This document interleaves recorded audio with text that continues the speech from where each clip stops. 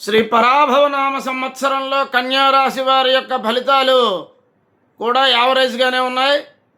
ఎందుకంటే గురుడు దశమ ఏకాదశ స్థానాల్లో ఉన్నప్పటికీ మూర్తిమంత రీత్యా కొంచెం లోటుపాట్లు ఉన్న కారణంగా గురుడు సామాన్యమైనటువంటి ఫలితాలను అందివ్వడం జరుగుతుంది. ఇకపోతే రాహుకేతువులు శని అయినటువంటి వీరు కూడా సప్తమ స్థానాల్లో ఉండడం కారణంగా శని సప్తమ స్థానం కావడం చేత కలత్ర భతృస్థానం సప్తమ అష్టమ స్థానాలు శనికి కూడా కొంచెం గడ్డు పరిస్థితిని తీసుకొస్తాయి. అలాగే రాహుకేతువులు కూడా అటువంటి పరిస్థితులనే కలగజేస్తారు. కాబట్టి కన్యారాశి వారు బహు జాగ్రత్తగా ఉండాల్సినటువంటి సమయము.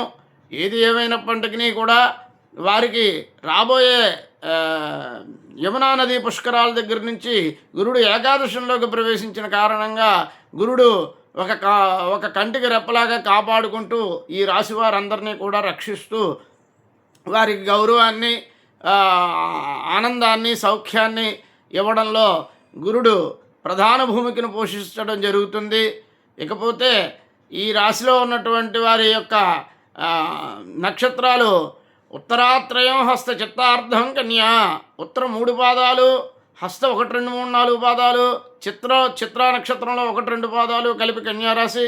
కాబట్టి ఈ ఉత్తర హస్త చిత్రా నక్షత్రాలతో కూడినటువంటి ఈ కన్యారాశి వారి యొక్క మనస్తత్వం కూడా ఒకంత ఆదుర్దాతోటి ఎల్లప్పుడూ ఆందోళనతోటి మానసికమైనటువంటి పరిపక్వత కొన్ని సందర్భాల్లోనూ, మానసికమైనటువంటి అపరిపక్వత మరికొన్ని సందర్భాల్లోనూ కూడా ఉంటూ ఉంటుంది.